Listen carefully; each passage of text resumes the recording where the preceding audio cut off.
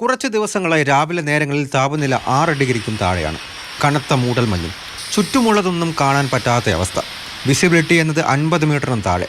വിമാനത്താവളം ഇരിക്കുന്ന പ്രദേശത്തെല്ലാം അത് 25 മീറ്ററാണ്. നല്ലൊരു വെളിച്ചം തെളിയിച്ചാൽ അത് ഹെഡ്ലൈറ്റ് ആയാലും ടോർച്ചായാലും പുകയ്ക്കുള്ളിലൂടെ മിന്നുന്നത് കാണാം.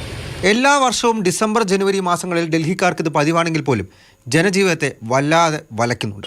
കഴിഞ്ഞ ദിവസങ്ങൾക്ക് സമാനമായി ഇന്നും വ്യോമ ട്രെയിൻ ഗതാഗതത്തെ മൂടൽമഞ്ഞ് സാരമായി ബാധിച്ചു.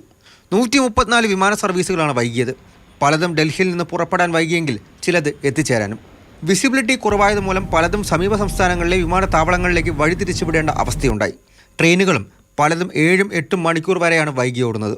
പുതുവർഷം അടുക്കും തോറും സ്ഥിതി ഇനിയും വഷളാകും. ഹരിയാന, ഹിമാചൽ, പഞ്ചാബ് സംസ്ഥാനങ്ങളിൽ നിന്നെത്തുന്ന തണുത്ത കാറ്റ് രാജ്യ തലസ്ഥാനത്ത് ശീതതരംഗത്തിന് സമാന അവസ്ഥ തന്നെയാണ് ഉണ്ടാക്കിയിരിക്കുന്നത്. തണുപ്പിനും മൂടൽമഞ്ഞിനുമൊപ്പം ഡൽഹിയിലെ വായു നിലവാരവും മോശം അവസ്ഥയിൽ തുടരുകയാണ്. മാതൃഭൂമി ന്യൂസ്, ഡൽഹി.